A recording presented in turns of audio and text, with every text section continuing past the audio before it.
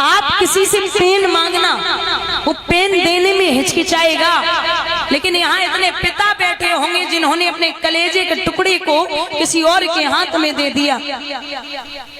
महाराज, एक बाप ऐसा होता है जो अपनी बेटी की आंखों में आंसू शादी से पहले देख ले, लेकिन शादी के बाद कभी नहीं देख सकता।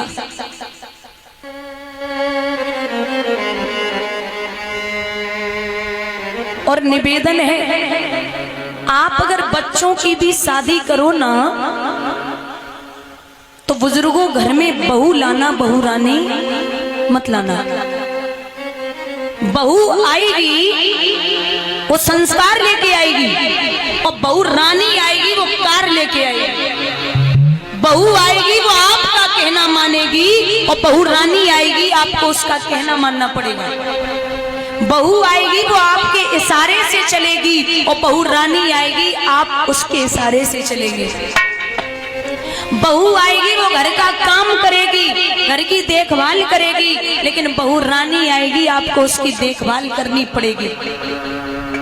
महाराज, जिसका बाप 50 लाख रुपए देगा वो बेटियां काम नहीं करेंगी। जितना हो सके गरीब घर से रिश्ते जोड़ने की कोशिश करना, क्योंकि जो सम्मान गरीबों के घर में है वो अमीरों के घर में आप कभी नहीं ले सकते। अमीर के यहाँ आप कभी जाना, वो कान से फोन लगाएगा, वहाँ ईंट पहुंचानी है, वहाँ लेबर पहुंचानी, वहाँ पैसा पहुंचाना है, वहाँ बालू पहुंचानी है, ये 1000 फोन आएंगे उसके, आपको 5 मिनट का समय नहीं दे पाएगा। लेकिन आप किसी गरीब के यहाँ जाना, घर में अगर सही ढंग का बिस्तर नहीं है ना, तो कहीं से लाएगा। घर में अगर बिजली की व्यवस्था नहीं है, लाइट अगर ना आए पूरी रात, तो पूरी रात हाथ से पंखा करेगा, खुद नहीं सोएगा, लेकिन आपको सुख की नींद सुलाएगा। सम्मान जो गरीबों के यहाँ है वो कहीं नहीं पा सकते आप। और बेटियां, जरूरी नहीं है कि महाराज भगवान भले ही गरीब को पैसा न दे, लेकिन बेटी जरूर सुंदर देता है और संस्कारी देगा। और निवेदन है, यहाँ इतने लोग बैठे हैं दादा, सब लेना शादी में, लेकिन कभी भी पैसे की मांग मत करो। अब वो मेरा कहना आप मानो या ना मानो, क्योंकि एक कहावत है, बेटी को इतना पढ़ाइए और इतना काबिल बनाइए जो आपको दहेज देने की जरूरत न पड़े, और बेटे को इतना पढ़ाइए, इतना काबिल बनाइए जो दहेज लेने की जरूरत न पड़े। जो पिता अपनी खुद का शरीर 1 महीने पहले से शरीर नहीं जिसको समझता, तो आप उससे क्या और ले सकते हो। एक बाप अपने कलेजे का टुकड़ा देता है, एक बहन अपने खेलने का खिलौना देती है, एक भाई अपनी परछाई देता है, घर की रौनक चली जाती, और आपको दहेज में क्या चाहिए। एक पिता के 3 बेटियां, वो नौकरी करता था 20-25 हजार रुपए की, तो जब बारात आई, बेटी की शादी कर रहा था, तो दामाद जो था वो बारोठी पे ही बैठा, रूठ गया, बोले हमें गाड़ी चाहिए। हाथ जोड़े लड़की के पिता ने, बोले बेटा ये तो मांग पहले नहीं थी, और अब अगर आप मांग रहे हो तो मेरे पास इतना पैसा नहीं है जो आपको हम 4 पहिए की गाड़ी दे दें। अब जो भी है निभा लो, आप मेरे बेटे के समान हैं। दामाद बोला अगर गाड़ी नहीं दोगे तो बारात वापस ले जाऊंगा, इज्जत अगर चाहते हो तो गाड़ी दे दो। पिता ने सर से पगड़ी उतारी और दामाद के चरणों पे रख दी, और जवाब दिया कि ये मेरी बेटी है, छोटी सी नौकरी है, अगर बड़ी बेटी को मैं गाड़ी दूंगा तो 2 और हैं, उनको भी देनी है। बेटियां तीनों बराबर हैं, लेकिन वो जिद कर गया। पिता ने यहाँ वहां से पैसे लेकर के दामाद को गाड़ी दी। माताओं बड़े अच्छे से शादी हुई।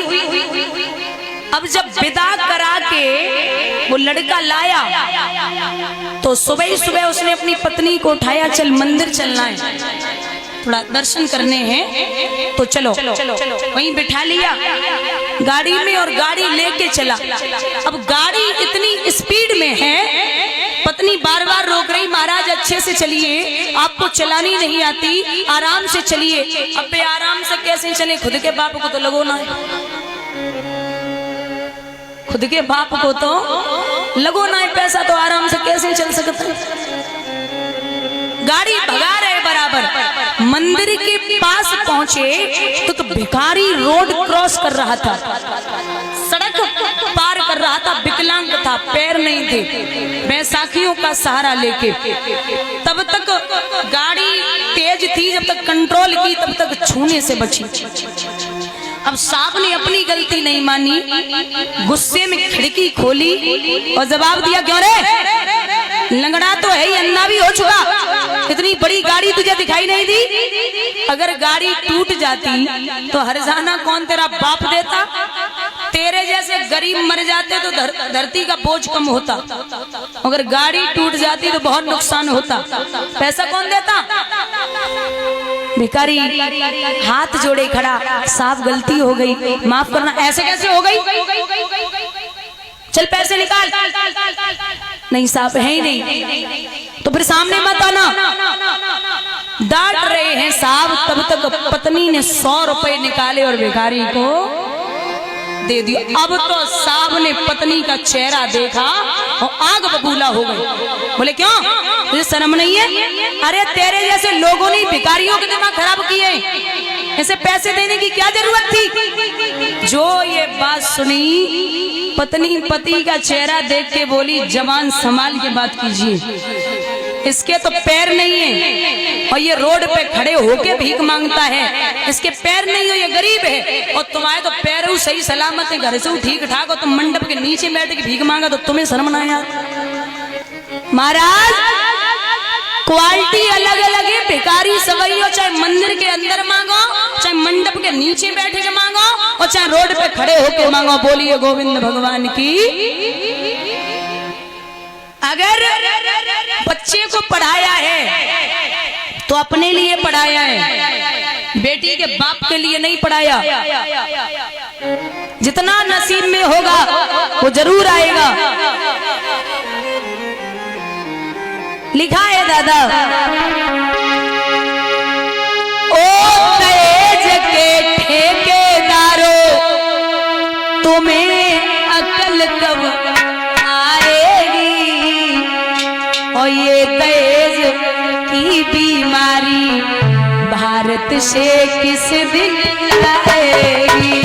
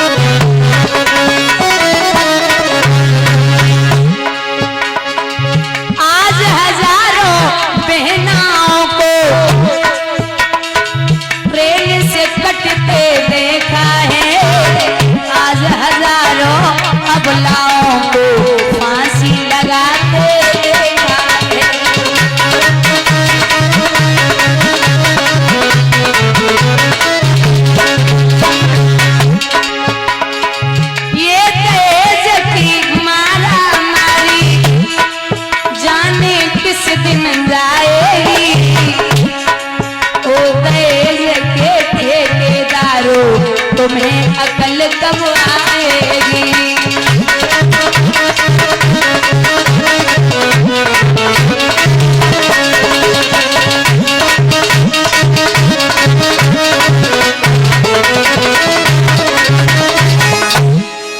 महाराज यहाँ विदा किया